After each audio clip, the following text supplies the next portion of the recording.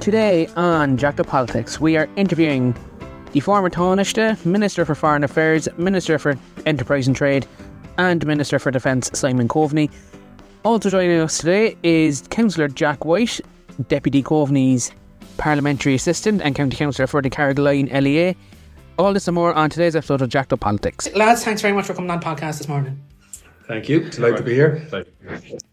So, Deputy Coveney, you have stated recently that you're going to be standing down in the next general election.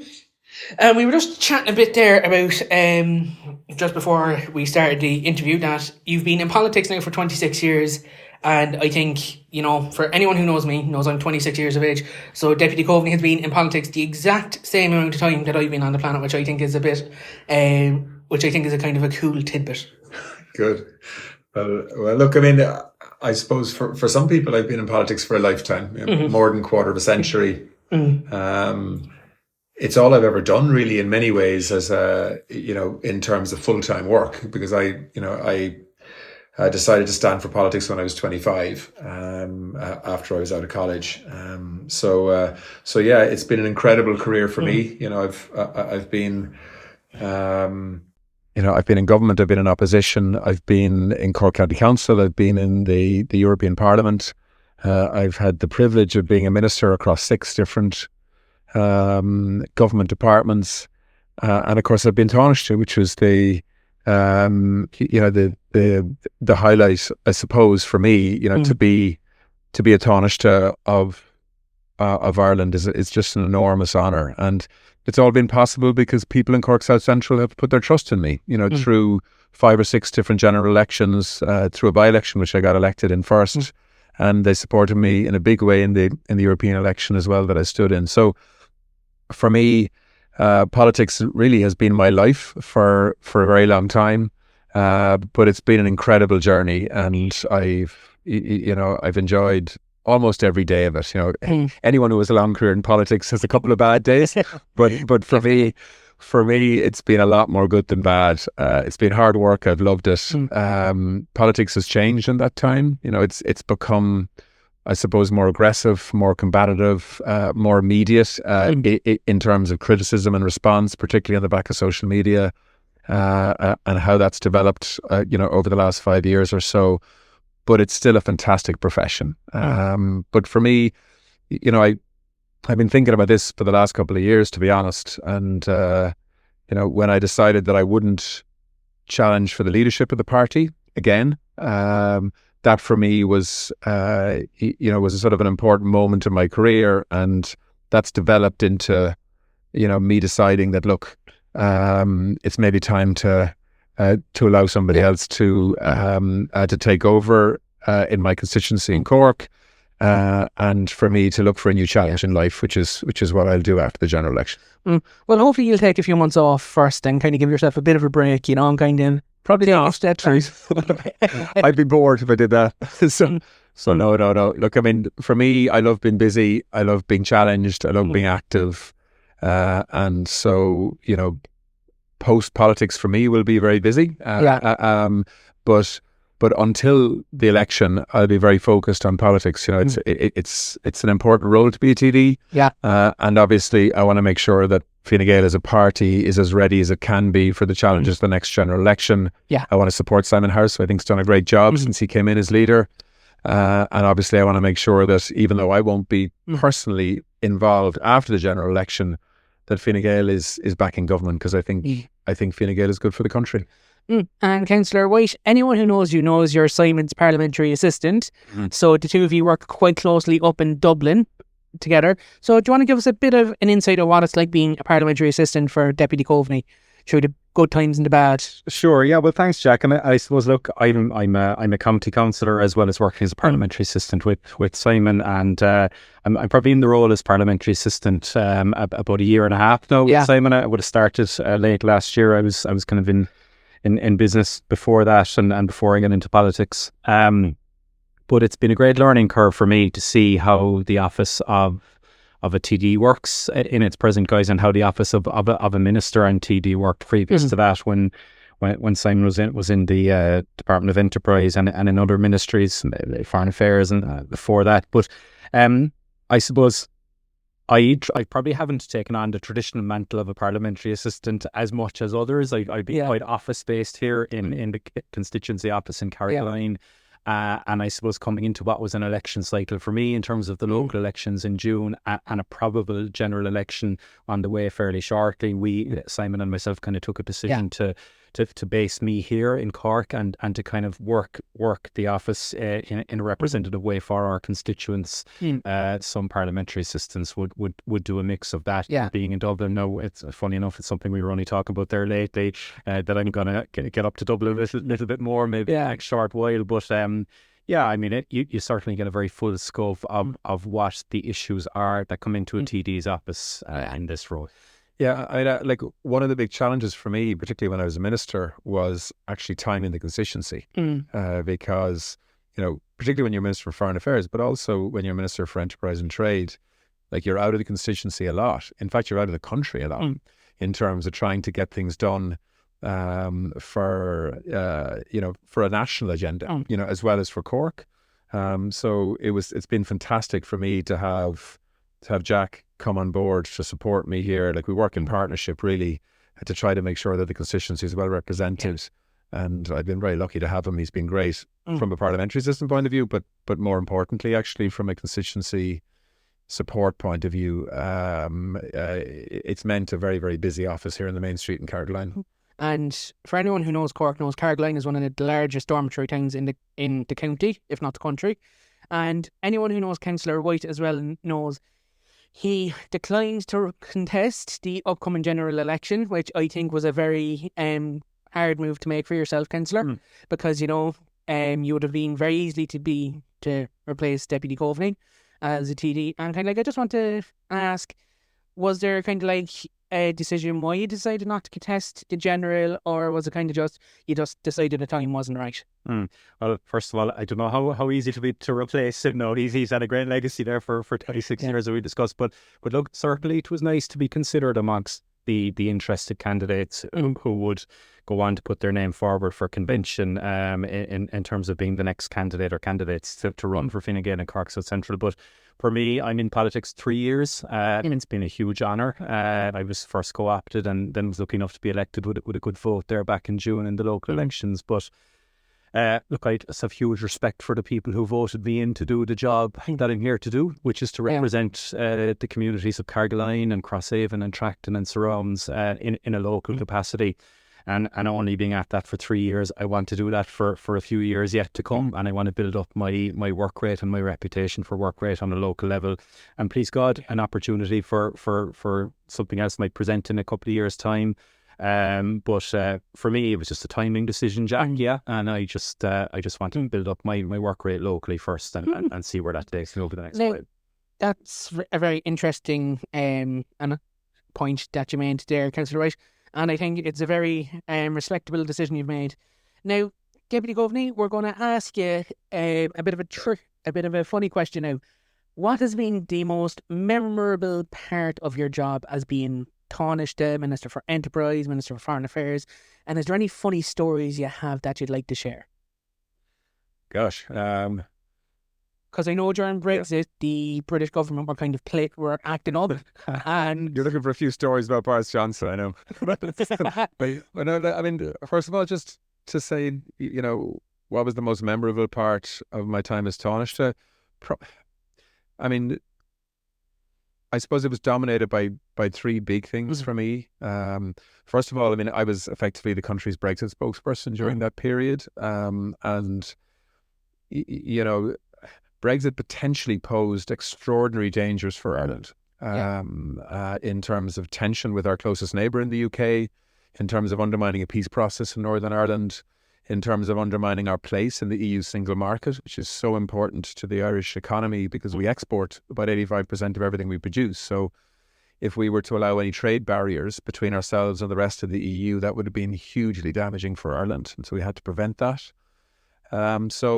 Yeah, it was a really complex negotiation, but absolutely fascinating to be involved in. And like what some people don't realise is actually during that period, I worked with 6 foreign secretaries in the British government, 6 secretaries of state for Northern Ireland, I think 7 Brexit spokespeople, and I think 4 prime ministers.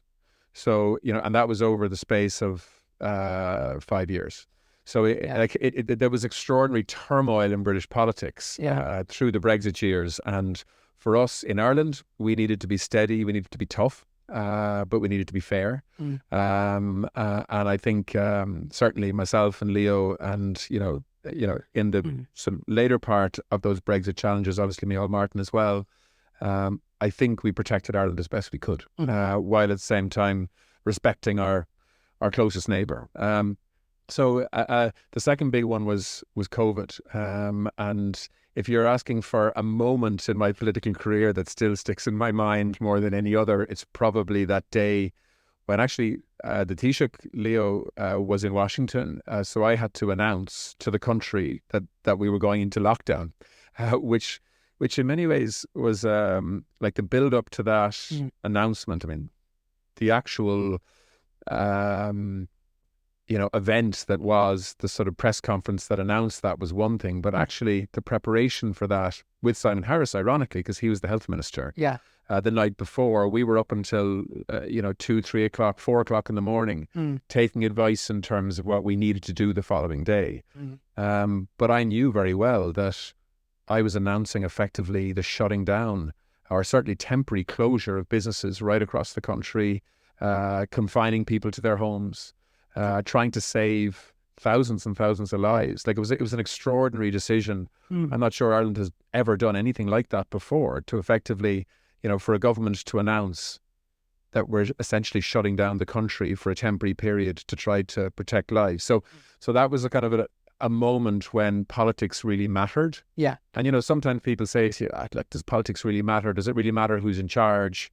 Well, actually, if you remembered what happened through those COVID months at the start, if we'd got that wrong, and we didn't get everything right, by the way, but if we hadn't got the big calls right, we could have been talking about thousands, if not tens of thousands of more people having lost their lives. So that was a sort of a moment that I often think about, as I know does Leo, when I spoke to him about it.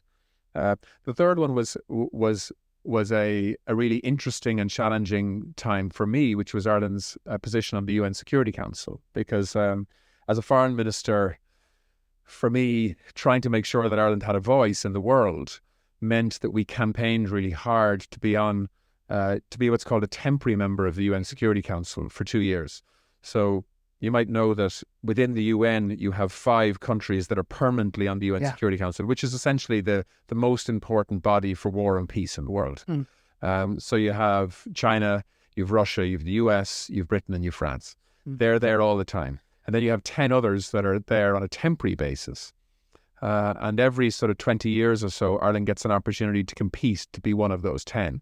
And we got elected onto the Security Council ahead of Canada, actually, which was a huge achievement. And then for me, that time was fascinating because it was the time when, you might remember, when there was an evacuation out of Afghanistan. I thought that was going to be the big thing of our Security Council membership. But then, of course, the war in Ukraine started. And, I was the first foreign minister to visit Kyiv after that war began. And of course, Ireland's role in the context of trying to provide shelter and support for tens of thousands of Ukrainians here, has been a story ever since. So they were really big, impactful issues. And then, of course, through all of that, I needed to be a local TD too, making sure that Cork was being looked after, was being prioritised nationally, was being invested in nationally, not only through COVID, not only through Brexit, but also through some of the other challenges that we had around housing and healthcare and so on. So, the being effectively a number 2, being a Tánaiste in government, often means that you're number 1 when the Taoiseach is away, but also means that you work in a real tight partnership with the Taoiseach, and we had some extraordinary challenges to deal with together. And I hope we got most of the big calls right. It wasn't perfect, but I think through Brexit, through COVID, through big foreign policy opportunities, I think Ireland, by and large, made the right decisions. But I mean, if you were to do it all again, you'd make some changes. But I think by and large, we we certainly tried to get the big calls right. And I think what you just said there about staying up to 4 o'clock in the morning, I'd say there must have been lots of cups of coffee involved, the kind of debate. Well, it was funny that night because I had actually, I'd gone, I had a small apartment in Dublin, and I'd gone home after work. It was a kind of a late night. We'd worked until 11 o'clock, and I was actually eating a takeaway that I'd picked up on the way home. And Simon Harris rang me and he said, "Look, I'm in the Department of Health here. I need you to come in." And I said, "What's happening?" And he said, "Well, all of our health experts on NEFID are meeting tonight in the department, and I think we're going to make a big decision. Because I think they're going to recommend that we put the country into lockdown in the morning. So you need to come in, and we need to do this together because Leo is away." So I called over to the Department of Health, which wasn't too far from where I was staying, and as I say, we were there until about 3 a.m, and then obviously we were in contact with the Taoiseach who was in Washington for the Paddy's Day. For the Paddy's Day, exactly. So he obviously wanted to get back home as quickly as he could, but NEFID were very clear in their recommendation. We couldn't wait any longer. And I think it was 9 or 10 o'clock the following morning, we made the announcement that the country was moving into lockdown. Basically, myself and Simon did that, and Leo was obviously supporting and made a pretty important statement from the other side of the Atlantic. But they're kind of moments in politics that you remember because they impact literally everybody's life in the country immediately. As I can remember, this is my own personal perspective on it, because I was actually working up in County Mayo at the time. I was working as a night supervision manager up in an Irish college, and we had a school tour in at the time, and I think that correct me if I'm wrong now, Deputy, I think that was the Wednesday evening, wasn't it? Did that meeting happen, or was it the Thursday evening? Yeah, it was midweek anyway. Yeah, it was midweek. Because I remember the Thursday there was this big press conference, and we were told, "Right, lads, we're sending you home for 2 weeks, and government are advising us to shut down for 2 weeks." And I remember coming home on the Friday, thinking, "What the bloody hell is going to happen now?" Like, it was a very People had to stay at home. It was exactly.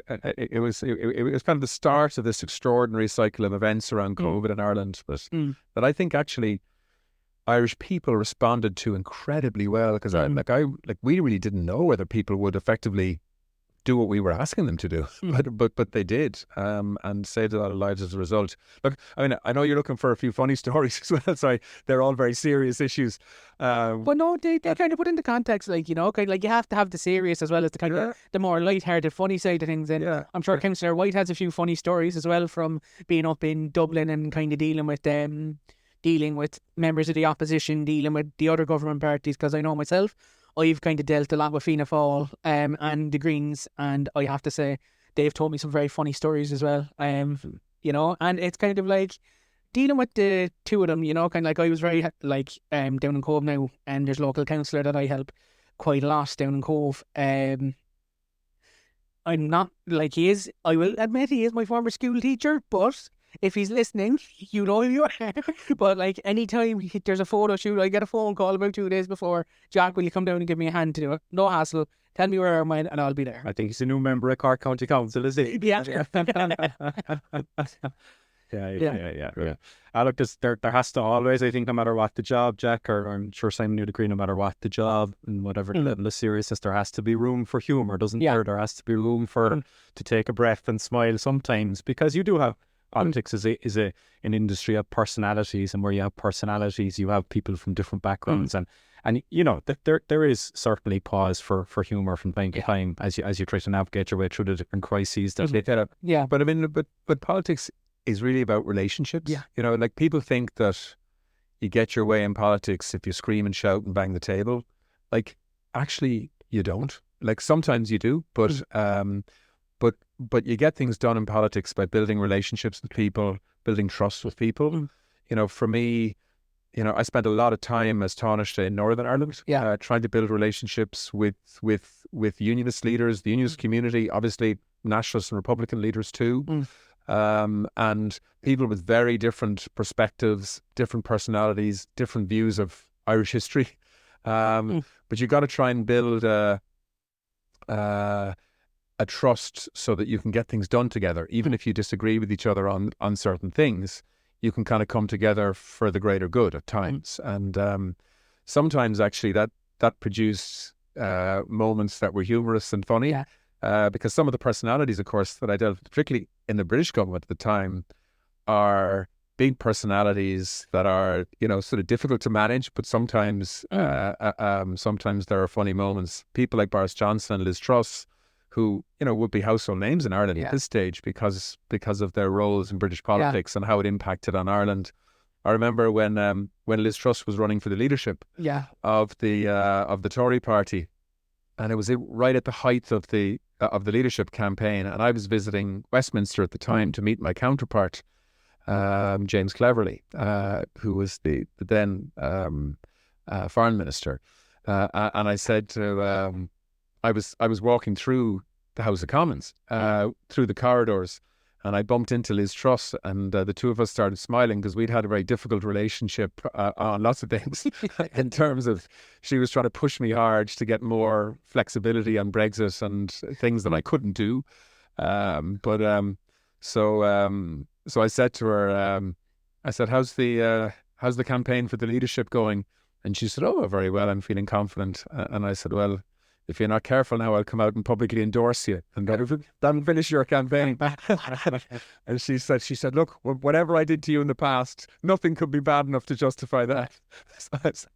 So it was, so even when you have, very difficult conversations, sometimes you need to have in politics. It's important that you have times when you can actually smile and laugh as well. And the same goes for Boris Johnson, someone who I had sort of, very deep differences of opinion with, in terms of the approach to Brexit and so on. But actually, at times, somebody who could be very funny, so look, but if you don't make the effort to get to know people in terms of their personality outside of politics as well as in it, then it's hard to build the kind of trusting relationships that are necessary to take risks, which is what sometimes you have to do in politics to get things done. And now, this is just a question I had for you. I know during your time as Tánaiste, it was during President Trump's presidency, and I'm just wondering, is there any funny stories about dealing with Trump? Because everyone knows him as this big, huge guy, absolutely tremendous spokesperson, that... Yeah, well, actually, the only time I ever met President Trump face to face was actually by mistake. So I was in the UN and he was speaking in the UN that day. Yeah. It was in September when all the world leaders come to the UN, and obviously the US would be the first to speak, and then lots of other world leaders speak or foreign ministers speak. But I was going into, there was a lunch that was being hosted by the US. Yeah. And he was coming out of the room literally as I was going into him, and I literally bumped into him. And he's one of the few people that's actually as tall as I am, if not slightly taller. He's a big, big man. And so I just said, President Trump, my name's Simon Coveney, I'm the Irish Foreign Minister. And he said, Ireland, is it? And I said, yeah. And he goes, I've got a great golf course there. He said, do you play golf? Because you should play Doonbeg. And I said, and it was a funny moment because there was actually a lot of tension that year in the UN, and President Trump was, gave quite a controversial speech that year. But it was, it was another moment where, politicians can kind of share a joke. And so, look, I could say a lot of things about Donald Trump, but the only time I actually bumped into him face to face, which was an accident almost, it was a funny moment. And I think that just kind of goes to show that sometimes humour in politics can diffuse even the most tense situations. And kind of another what I wanted to ask you was kind of we've kind of talked about your most poignant moments as Tánaiste, Minister for Foreign Affairs, Minister for Defence, and kind of there's... I just say on foreign affairs, because one of the things that I think is probably appropriate to talk about at the moment is that when I was Minister for Foreign Affairs, actually the issue that I prioritised almost more than anything else outside of Brexit was actually the Israeli-Palestinian conflict. And it's something that as a defence minister, I got to really understand as well, because, we had troops on the Golan Heights. We still have a lot of troops in southern Lebanon as peacekeepers. We had Defence Force personnel on an observation mission in Jerusalem. I visited Gaza, I think 4 times. And I've been to schools there, medical centres there. When I see what has happened to Gaza now, 40,000 people dead. When I see the prospects for peace between Israelis and Palestinians, the horrors that actually Israelis also went through on the 7th of October, it is a real reminder to me of the role of the international community in trying to bring peace to parts of the world that are just deeply, deeply divided still. And it's not just Israel, Palestine, it's also Syria, it's Sudan, it's Ethiopia. There are so many conflicts, and obviously Ukraine, so many conflicts in the world. We probably have more human suffering now than we've seen since the Second World War. Ireland can play a role in these conflicts. It's often a niche role to try and bring about peace or stability, and we should be using it to the maximum extent possible. And some of the schools that I visited are now no more than rubble. I sometimes wonder where the kids that I spoke to in those schools are today. And I think as well, like, I have my own history with peacekeeping in Ireland, because my dad, he was a peacekeeper in Lebanon 30 odd years ago. Well, actually 30 years ago, because he served in 1994 to 1995 with the UNIFIL in Lebanon. And like, I remember my dad saying to me, where Camp Shamrock is in Tibneen, it's only about between 7 and 10 kilometres to the Israeli border. Oh, yeah. And he remembers telling me this story of, there was one night that the Hezbollah had kicked off and the Israelis were literally throwing mortar rounds over the top of Camp Shamrock. And he said they were in groundhog mode, which was basically they go into their bunkers. Yeah, and they stay there until the all clear is given. And he actually said that that's been happening a lot in the last few weeks. Like I'd been to Camp Shamrock actually many times because I was defence minister twice, 2 sort of separate periods, and like we have fantastic people in our defence forces. They've been through a difficult number of years. Actually, we have real challenges as a government to try to get the numbers in the defence forces back to where they need to be. So we can do more peacekeeping, so we can do more in terms of our naval service and our air corps. We have a template to do that in terms of a commission that I put in place to effectively design the future for the defence forces. In my view, we probably need to be spending more than twice what we're currently spending on defence in Ireland to be credible internationally in terms of a sovereign independent state, having basic defence capacity and also the capacity to do more on peacekeeping. And we're going to, I hope, over time get there in terms of that financial contribution. But it's one thing making budgets available. It's another thing attracting talented young people, men and women, into the defence forces, and to make sure that we have a modern structure and also a modern sort of atmosphere within the defence forces that attracts that level of talent. So I'm someone who follows defence closely, having been in that brief, and it's unfortunately becoming increasingly important given the tensions we're seeing internationally in the world today. Now, I can tell you, anyone who knows me personally knows I'm studying government and political science in UCC, and as part of the modules this year that I was studying, we did international security. We had this discussion one day in class about increasing Ireland's defence spending, right? So I kind of came up with this suggestion. I was like, you know what now? I said, I'm going to say it to my professor. I was like, look, professor, I said, we need to be spending about 5% of our GDP on defence. And he said, you know what? He said, that's actually a very credible idea, Jack. And he said, with that kind of talk, he said, you might actually get yourself in politics. So be very, very careful. Well, we won't spend 5% of our GDP, because if you think about that, that would be a huge number. So we're currently spending about 1.2 billion euros in defence a year. I think we need to be spending about 3 billion. We have, under the Commission on the Future Defence Forces, as a recommendation that by 2028 we'd be spending close to 2 billion. That would be 1.5 billion in 2023 money in terms of value. So given inflation and so on. Yeah. But I think we need that is effectively the ask of the Commission in terms of the first step. But they also, I think, expect us to go well beyond that. And look, we need to look at what's happening in the world around us. This is not, Ireland is never going to be a sort of an offensive military state that is war going. What Ireland needs is proper, sophisticated defence capacity so that we can look after our sovereign territory, both on land and sea, increasingly, that we can put the necessary defence arrangements in place to protect underground cables, offshore wind farms, make sure that we have the sophistication to be able to respond to terrorist attacks should they happen. Like, Ireland is never going to be attacked in a conventional military way, I don't think anyway.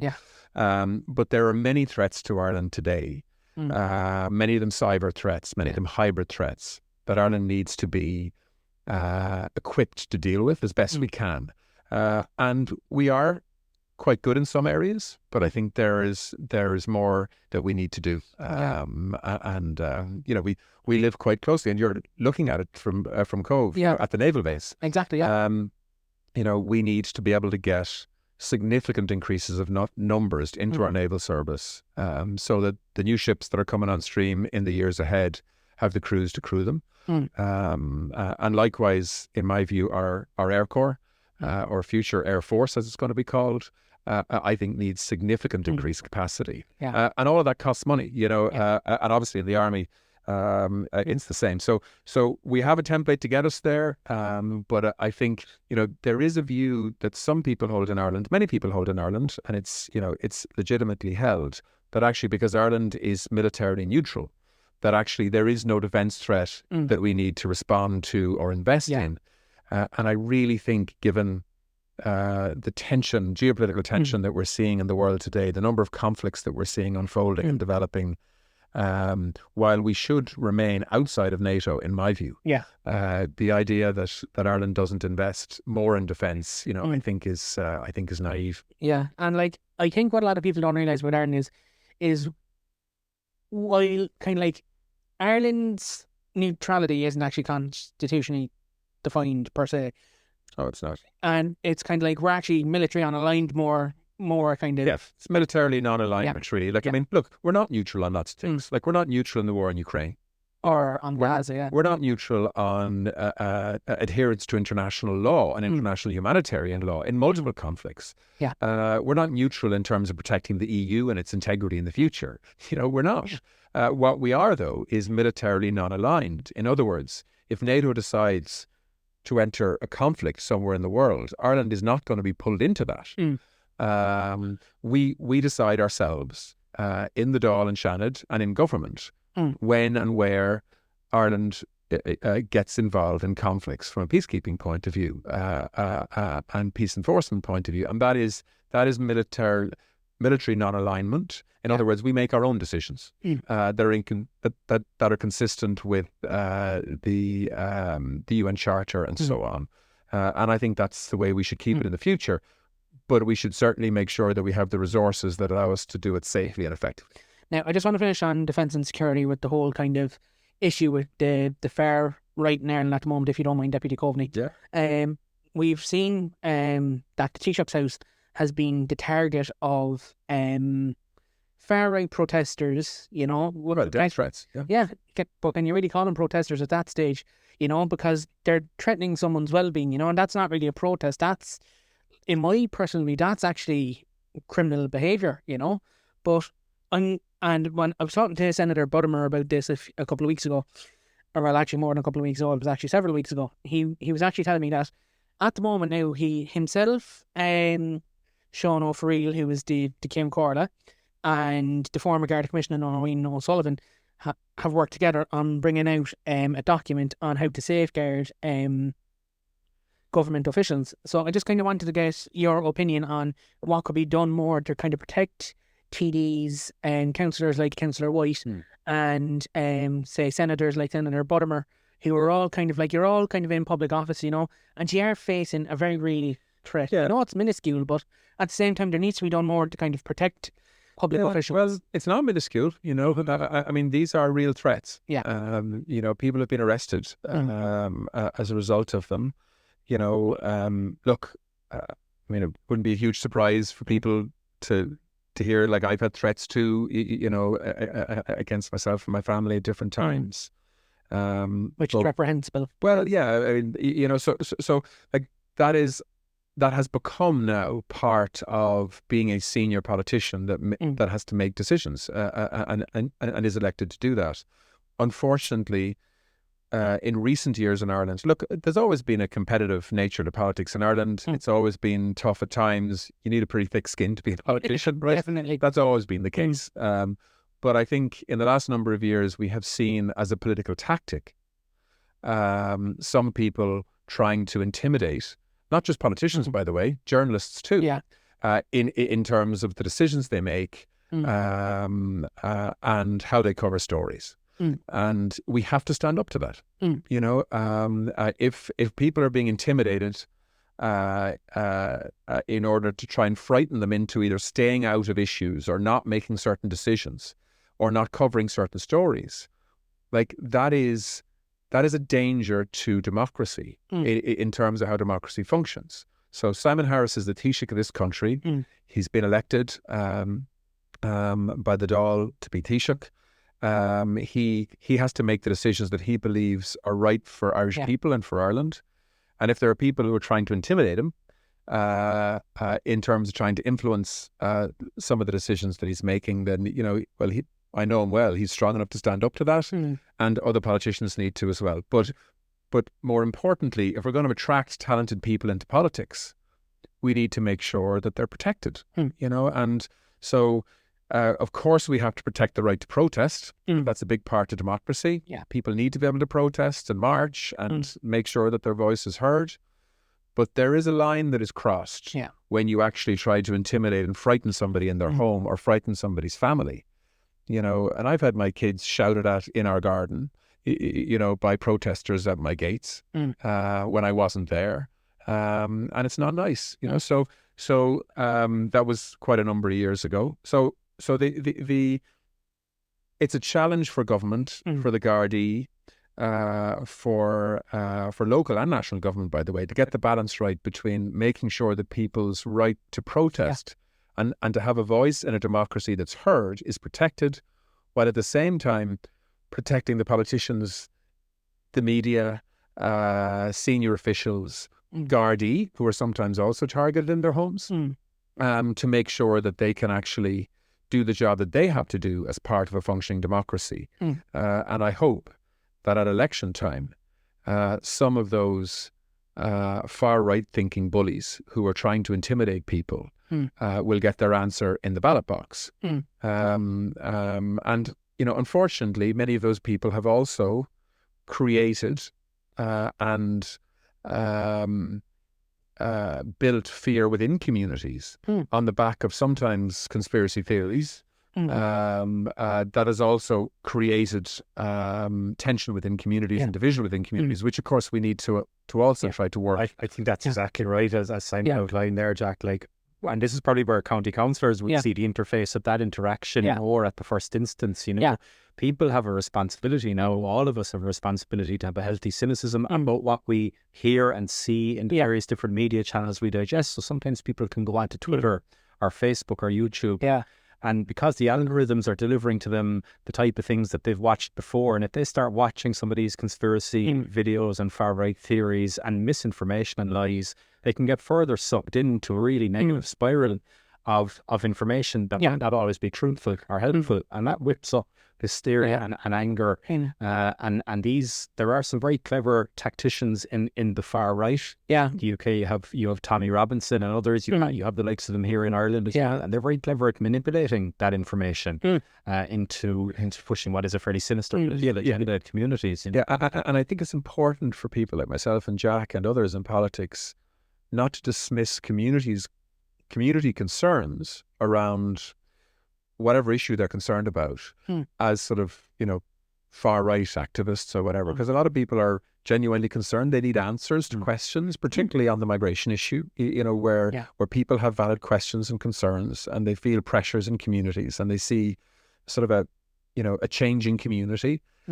So we have to engage and reassure people. Look, inward migration has been incredibly good for Ireland. Like 3 out of 5 nurses in our hospitals weren't born in Ireland. No. 2 out of 5 doctors weren't. Does anybody really think that Apple would have their headquarters in Ireland if they weren't able to have people from all over the world? The same for Google, the same for Pfizer, GlaxoSmithKline, all these multinationals in Ireland. They've actually assembled international teams here and built huge businesses out of Ireland. So Ireland's openness to inward migration has been a very, very good thing, over the last 20 or 30 years, in terms of the Irish economy and in terms of how Ireland sees the world and how the world sees Ireland. We do have pressures right now in terms of accommodating people seeking international protection. We need to manage that. We need to make sure that we have a system that makes decisions faster, so that we can help people that need help, and the people who have come here inappropriately need to go home. Because there are ways in which you come to Ireland if you want to work here through a work permit process and so on. But I think we need to make sure that discussion doesn't get manipulated by people who have other political agendas around racism and hate and division within society. And that's a tension in Ireland that I think is a big challenge for government at the moment. And now, Councillor, I don't know if you've kind of faced any far-right activists here in Carrigaline. Carrigaline to me seems to be a nice enough peaceful town that wouldn't kind of indulge that behaviour, but your opinion as a county councillor might be different from my opinion as a kind of someone looking in from the outside. Well, we have enormous challenges in Carrigaline in terms of housing need, and in terms of the need for more the delivery of transport solutions and recreational and amenity space. But there are challenges that we're meeting, that myself and my colleagues from across the different parties in Cork County Council are meeting for Carrigaline, and we will continue to endeavour to. In truth, we haven't seen any major far-right elements emerging here, and I hope that we don't. But we also have to be honest and say that we have been in a position whereby we haven't been asked yet to take in a large influx in one particular accommodation centre, such as the demands that may have been asked of other communities around the country, like in Coolock or other areas like that. So, the truth is, we've somewhat been removed from the immediacy of that issue hitting Carrigaline, and I think that's where a lot of these discussions and concerns emerge. So, looking through, we haven't seen the far right stuff to any great extent in Carrigaline. I hope we don't, and we're gonna really, we're very interested in understanding people's day-to-day concerns here and meeting them on the ground with provision of housing, with provision of services and infrastructure, and that's it. We continue to do. Carrigaline, to be fair, I think has been quite lucky in terms of how it's been served politically, because you've had, well, up until very recently, 2 very senior ministers here in myself and Michael McGrath. We've got 3 very active councillors here in terms of Jack, Seamus McGrath and McCarthy. So, as a town, there's been a lot of political, like 2 big political offices, both myself and Michael's on the main street. So, this is a town that has been, that's seen a lot of political activity, I suppose, which of course has been helpful because it's been one of the fastest growing towns in the country for the last 20 years. And so that political engagement has been necessary. Do we need to do more? Yes, we do, because there's still more to do. But I mean, if you look at what's happened here over the last 2 decades in terms of schools, sports facilities, road infrastructure, there's been enormous investment here, and just on the housing, I suppose, element of that, which is interesting, something myself and Simon have worked very hard on and discuss often. We've been the leader in Carrigaline in terms of delivery of private housing. That's been through zoning and value activations and delivery by developers. We've been the leader in terms of social housing delivery, working in partnership with Cork County Council and approved housing bodies. We've delivered hundreds of units in Carrigaline over the last 3 years, and more on the way. We've delivered the county's first affordable affordable purchase scheme, which is a block of 31 houses, Which is brilliant to hear. Water's Edge, which is great, and it's a really successful pilot for the county. And we're bringing next year, 2025, the county's first ever cost rental scheme, which is going to provide affordable, long-term, secure rentals for over 60 families and 60 different homes. So like we're leading from the front in terms of housing delivery. And that's the way I want us to continue, because housing is the core tenet of our community that we need to. Sorry, I hope this doesn't sound like a parliamentary broadcast for Councillor. You're grand. It just so happens to be where the office is. But like, obviously, Cork South Central is a big constituency for me, but we have. I mean, Jack's right, because Carrickline has grown so quickly. I mean, it's been one of the fastest growing urban centres in many ways in the country, outside of Dublin. That has put huge pressure on local government and also funding by national government to be able to keep pace with that population growth. And so we've obviously put a lot of time into that. Yeah. Now, and kind of like we're going to start kind of moving towards kind of like the end of the interview now. So kind of like what I want to ask you now, Deputy Coveney, is what are you going to miss about being a minister, being a TD, being a government official, and what aren't you going to miss? Because I know with every job there's stuff you're not going to miss when you leave. Yeah, well, first of all, because I've been in politics for so long, for 26 years, I'm really going to miss the public interaction.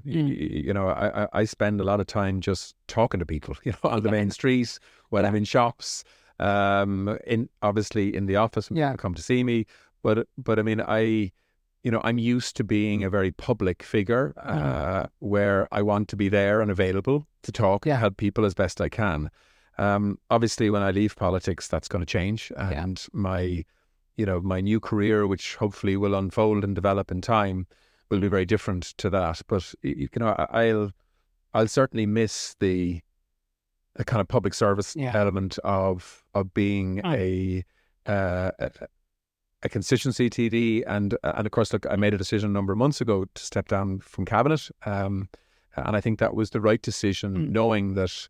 That there was a good chance that I wouldn't run in the general election. I think it wouldn't have been right for me to try to stay in the cabinet. So I'm in many ways now very focused on trying to make sure that the party in this constituency is very well represented when I'm no longer a TD. And I think we've got really great, talented people to do that. But yeah, I mean, I'll certainly miss that on a personal level. Like politics isn't just a job; it's kind of a lifestyle. It's a life, yeah.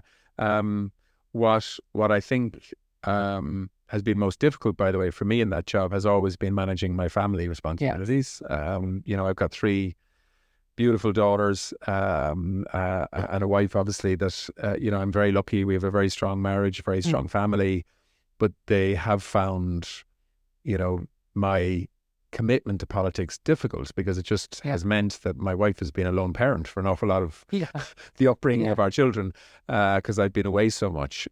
So that has been a challenge. And I see a lot of people in politics who are so committed to politics and public life that they allow their family and private life to really be put under a lot of pressure. And I've really worked very hard to try to make sure that I can do both. So whatever I do next, I've obviously got to make sure that I can ensure I look after those concerns too. But I can tell you, I have a very relieved wife that I'm looking to a career outside of politics. And I'd say your daughter's looking forward to having their dad at home a bit more as well, Well, look, I mean, we'll see what I do next, but like that could involve me being away quite a bit as well. But look, we'll have to wait and see. But I think the pressures are different, because when you're in politics, you're under the spotlight all the time. You're only moments away from a scandal, or sometimes absolutely not of your making. Sometimes you've made a mistake on something, or someone else has made a mistake, and you take responsibility for it, because that's just the nature of it. So that's something that I've been comfortable with, because that's just the way of life as a politician. But you shouldn't assume that people who are close to politicians find that easy, because they often don't. And being, the husband or a wife or the partner of a senior politician is can be very demanding at times. And if we look at Helen McEntee and Holly Cairns, both are politicians who have had, or in Helen's case, she's had 2 kids while in office, and Holly is going to be having a kid in the next couple of months, and from, if the press are anything to go by, it's looking like the general election is going to be in November. If you're to believe everything that in the press is saying. I know the Taoiseach is saying, don't believe anything the press says, it's going to be in March, but, we'll just have to wait and see. But We'll just have to wait and see. And, like, Councillor White, you're kind of got in a very tricky position with Simon stepping down. You don't know, are you going to be a parliamentary assistant come March, or will you have to go find pastures now? So, well, no, look, you're right. Yeah, that's probably one of the foremost questions on my mind at the moment, because we all have to pay our bills and pay our wages and everything else. But yeah, look, I'm gonna just continue to work hard in my county council role at present, and I'm having some conversations, both inside and out of politics, in terms of what might be next if they when the parliamentary system role ends. But actually, that just provides an interesting route to just briefly deviate for a second. I just answering from a county council perspective is the county council role, if it's to be taken seriously, is effectively a full-time role now. And I think county councillors can be the most effective when they're giving it their full-time attention, because a huge amount of emails, calls, and everything else coming your way. And but unfortunately, it doesn't pay a full-time wage, and that's a big issue in terms of attracting young, educated talent into politics. Like, people aren't very sympathetic to politicians saying, "Look, we need more money," but this is very genuine in what I'm saying. Like, the county council role pays just under €30,000 a year. Like, that's not enough for a young man or woman to plan getting a mortgage. It's not enough for them to plan a wedding. It's not enough for them to plan travel or financial security. And like, there's one message I could put forward just as we're talking about that. Like, I think that our country and government going forward need to take a really hard think about how we compensate county councillors for their time. Because many of us, we do a different role. I'm a parliamentary assistant with Simon. That provides me with the base of my income. Others are teachers, they're farmers, they're auctioneers, or they may be retired. But like, nobody then is able to give it their full-time attention. I think more and more that's what the job warrants. So I think that's the point that has to be looked at as a country. Because I know when I was chatting with the county councillors in the run-up to the local election this year, which was actually one of my most popular kind of stream of episodes, was they were all saying the same thing. They were like, it is like having it's like having 2 full-time jobs. Like, well, there was a time when being a member of a local authority probably wasn't a full-time role. You had you had a big council meeting maybe once a week, and then you had other meetings during the week, but they were often in the evenings and so on. Whereas today, local government has become much busier. Communities are much more demanding, understandably too, because there are media platforms now that allow people to ask questions and expect answers in a very immediate way. So, like, we have looked at, when I was in government, we have looked at, at this issue.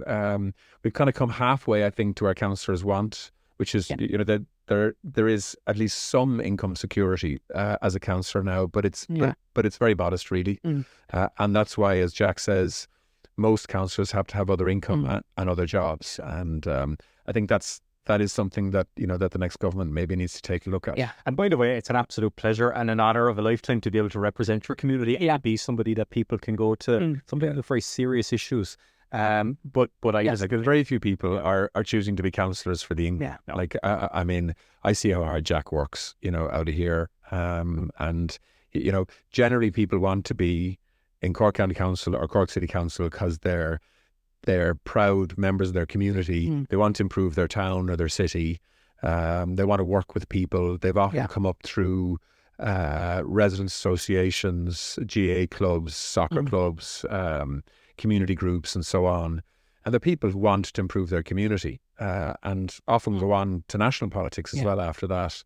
And so, like, you can only rely, though, on so much goodwill and voluntary time because people need to live too. Exactly. So look, I mean, I think that's something that that needs to be continuously looked at if we're going to keep a democracy Running. vibrant and busy and positive. Because I know myself, I was actually last year before, I realised how much time second year took up in college.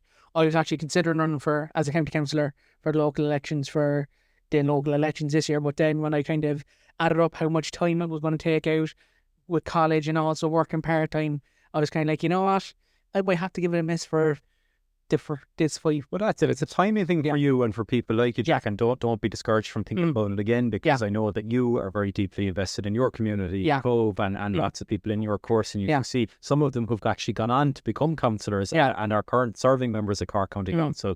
It is a pathway, and it is, I think people like you that are studying the college and have that courage of knowing your community and knowing it from an academic point of view. That's what I'm saying. I want it to be an attractive rule for people to look at forward. And kind of like, there's kind of just one final thing I want to finish up on, and it's kind of like, what does the future look like for Deputy Coveney and yourself, Councillor White? Because I know kind of like the future isn't yet written, kind of like that's the big saying I took from Back to the Future, that the future isn't yet written, Well, look, I let Simon finish, but very briefly, just to be fair to Simon, because he's given so much, incredible service over the years. We'll let him finish on that note. For me, look, as I said earlier, I'm just committed to working hard for my community here in Carrigaline, Cross and Tracton and surrounds, and trying to do the best I can on a local level for now. But look, I think Simon can close us out on a look, I mean, and I think, by the way, I think Jack has a fantastic future in Fine Gael and in local, and if he wants national politics in the future, look, for me, one thing I'd like to say to anybody listening is that, politics is an amazing career, and you shouldn't shy away from it, because it can be difficult at times, or it can be abrasive at times. Most people respond very positively to politicians, work with them, appreciate the importance of a stable democracy. Not that many countries have what Ireland has, which is a stable democracy. In many countries in the world, political parties are fragmenting, and democracy is under threat. So, we shouldn't. It's not a perfect system in Ireland. We've made mistakes over the last number of decades. But there's a lot right about Ireland too, and we shouldn't forget that. Look, for me, it's been an incredible privilege for the last 26 years. Nearly all of my adult life, I've been in politics. I've been trusted by people to serve them, to do my best for Cork, for Ireland, for the community that I live in, and I've loved it. It's been a in many ways a kind of a roller coaster ride, full on all the time. That's the way I wanted it. I'm someone who loves challenging myself, but I made a decision with my family that after 26 years, having had all of the sort of roles that I've had, maybe it's time to give somebody else an opportunity. And sometimes I think politicians stay too long. Sometimes sports people do too, and they end up getting dropped rather than actually choosing to leave. I think renewal, new ideas, new people, new energy, it's good in sport, it's good in business, it's good in politics. And for me, I will look for new challenges now. I'm going to push myself really hard in the next stage of my career, but it'll be outside of elected politics. Well, in fairness, you have an amazing CV. You were Minister for Foreign Affairs, you were Minister for Defence, Tánaiste, Minister for Enterprise, Any employer looking at that, Deputy? I don't know, he might get thrown off, all right, well, he's somewhere, don't worry, I'll be fine. I'll be the star, I'll be fine. But no, I'm not worried about that. But I mean, what I am still worried about, of course, is, is my country. And I know it sounds a bit corny sometimes, but for me, politics is still an incredibly noble profession. It's sort of patriotism in action if you throw yourself into it in the way that you should. And I'd encourage other people to look at that, because it's hugely rewarding, if at times demanding. Look, other people will judge my contribution to Cork over the last 26 years. Yeah. But look, hopefully I can leave with Your head held high. with my head. Well, look, as I say, that's for other people to judge. But for me, I'm ready to look for a new challenge. Yeah, well, and I think that's a very kind of humble way to end the interview. So, folks, that has been the interview with Simon Coveney and Councillor Jack White, his parliamentary assistant. Lads, thank you very, very much for the interview, and I very much appreciate it. I know you're both very, very busy with your kind of public commitments now. I know the Dáil's still in recess, but as you said to me just there in the interview, politics never stopped, and local politics never stopped either. That there's always an issue to solve, but there's always someone to look at. There sure is. That's a good way to sum up politics. You're never at your destination in politics. It's there's always something more to strive for, but that's what makes it interesting. Thanks, Jack. Thanks, Jack. All we do is win, so show me my opponent. Adversity, doubt, stress, could care less. Cause how we handle those like an S on our chest. Super proud of how we held it down on the way up. Can't wait for our day to ball. This is a layup. Nobody ever said this would be easy, but